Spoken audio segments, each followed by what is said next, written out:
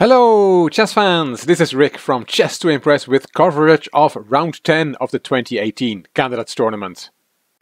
It was played on Thursday, March 22nd, and this was the lineup: Alexander Grishuk against Sergei Karyakin, Vladimir Kramnik against Levon Aronyan, Caruana-Mamedyarov against Fabiano Caruana, and Ding Liren against Wesley So.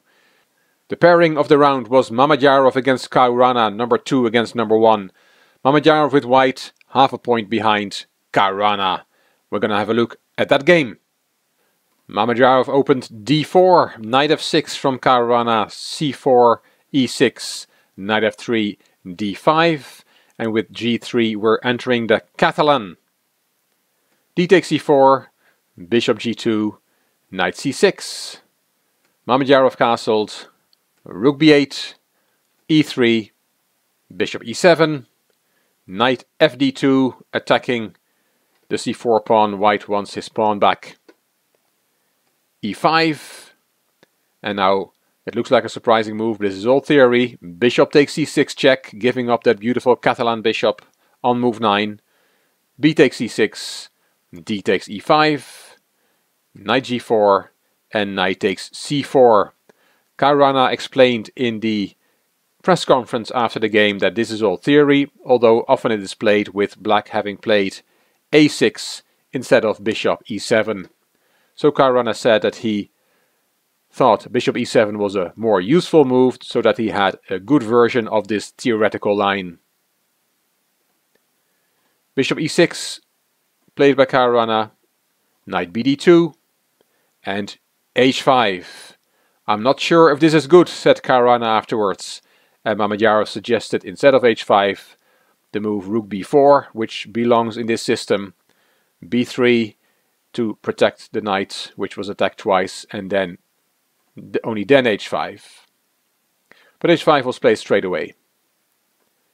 f3 from Mamedyarov, and Caruana said this leads by force to the position we'll get in a few moves, where I'm down 2 pawns. Of course, black is already down 1 pawn, but he's going to lose another pawn. In this position, h4 was suggested in the press conference as a wild computer suggestion. And Mamedyarov said, it may be a good move, but it's not so easy to give away a piece like that. Because of course black is giving away that knight with the h4 move. And then he said, h5 is easy to play, but h4 is a lot more difficult. And that was a funny comment. After f3, Caruana did not go for h4, he played queen d3, attacking this knight twice.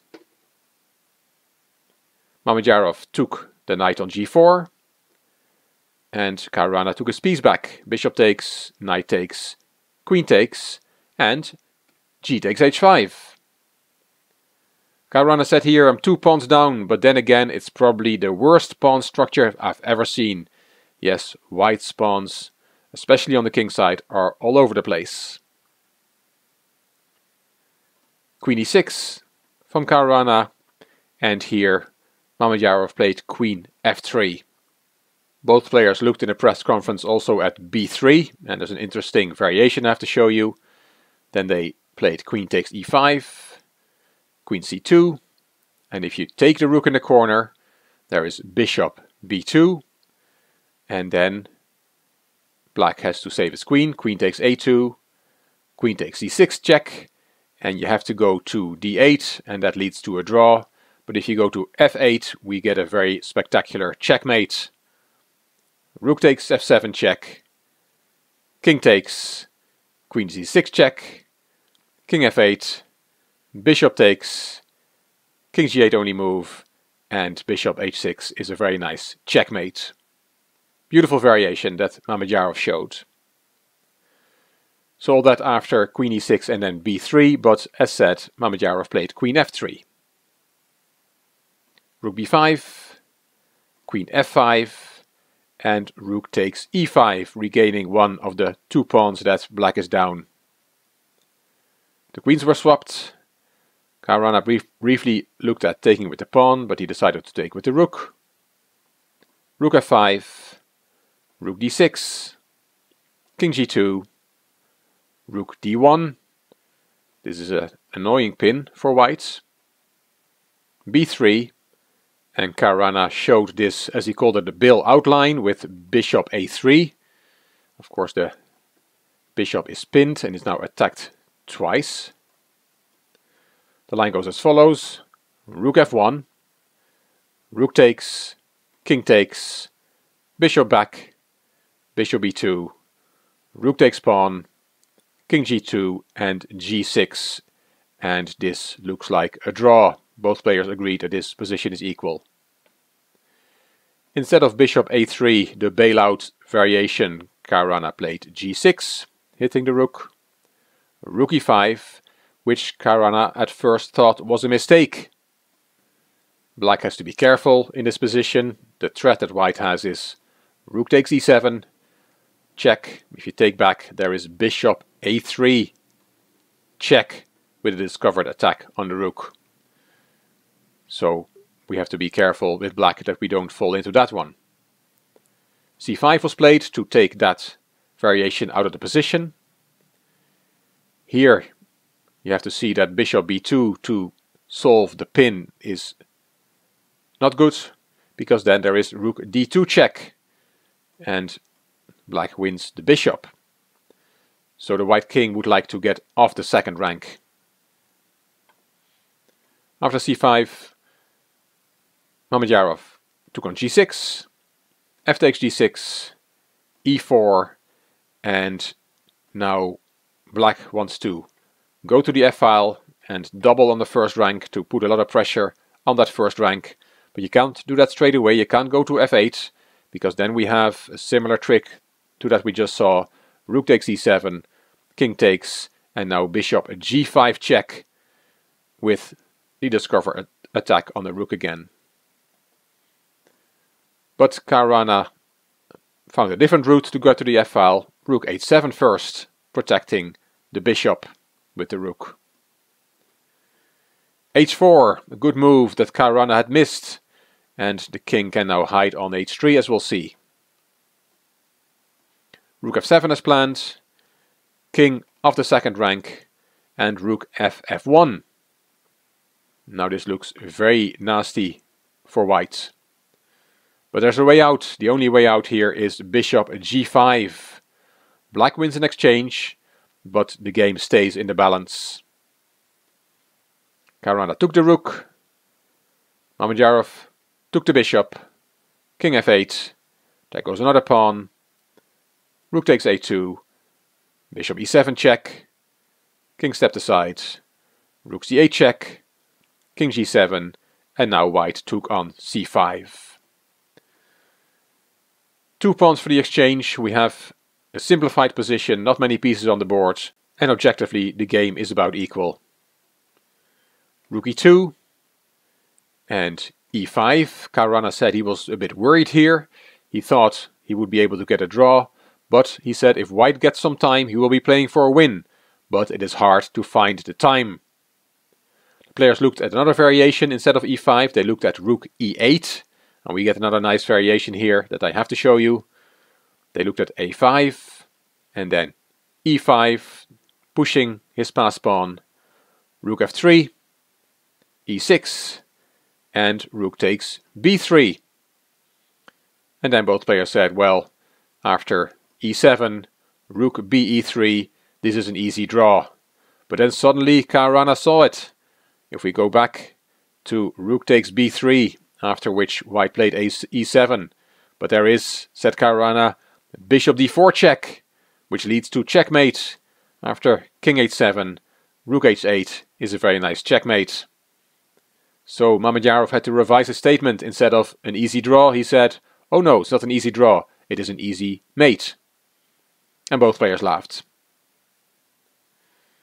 So all this after rook e2 and then rook e8, but e5 was the move that was played in the game. Rook d1, rook e8, rook d5, bishop d6, rook e3, rook e7 check, king g8, rook e8 check, lots of maneuvering here, king f7, Rook e7 check again. King g8. b4, the 40th move. And rook dd3, also Caruana had made time control. King g4. Rook takes pawn. King f4. Rook gf3 check. King e4. Another check. King back. Rook back. But Mamedyarov does not want to draw yet. He is activating his king. King g5. It cost him a pawn, but now his king is active. Rook f7, and Caruana said it can get quite dangerous for black, so I decided just to end the game. And this move indeed gives total equality. Let's see what happened. e6, rook d5 check, king takes pawn, rook takes d6. Now the pawn is pinned, so Mamedyarov took with the rook. Rook takes pawn check, rook interposes only move, rook e4, b5, rook takes pawn. This is an easy draw, of course, but both players played on, which is nice. We don't always see that, but they played on till the end. Rook a6, rook a7, protecting his pawn, b6, a check, and another check, and another check, king f5, and now Caruana decided to swap the last pair of pawns. A takes, rook f7 check, rook f6, and they really played on till the end. Rook takes, and we have bare kings on the board. This game was a draw. Not the most exciting game of the round, but I felt I had to show you the game between the two leaders. And there's a lot of tension in the candidates tournament, but as you can see here from the press conference, both players could still smile and have some fun together. Round 10, the results. Grishuk and Karyakin played a draw. Kramnik beat poor Levon Aronian in a very exciting game. We saw the two leaders, Mamedyarov against Caruana, and Ding and So also played a draw. Ding Liren has now 10 draws out of 10 games. The standings, Caruana still on top, half a point ahead of Mamedyarov. Grishuk is still in the running, and maybe even Karyakin and Ding can still win a tournament. Kramnik back to winning ways, So on 4 points, and Levon Aronian, the pre-tournament favorite, is now on 3.5 out of 10, a score of -3. Who could have expected that? 4 rounds to go. Round 11 will be played on Friday, March 23rd, and we'll see Ding against Grishuk, So against Mamedyarov, Caruana, Kramnik, and Aronian, Karyakin. Hope you enjoyed the video. If you did, please give it a thumbs up, and please subscribe to the Chess to Impress channel. Please leave a comment. I will read them all and I will reply to them all. You also may want to check out my Chess to Progress channel. The link is in the description box. And if you want to support the channel, there's a PayPal link also in the description box. This is Rick for Chess to Impress. Thank you for watching.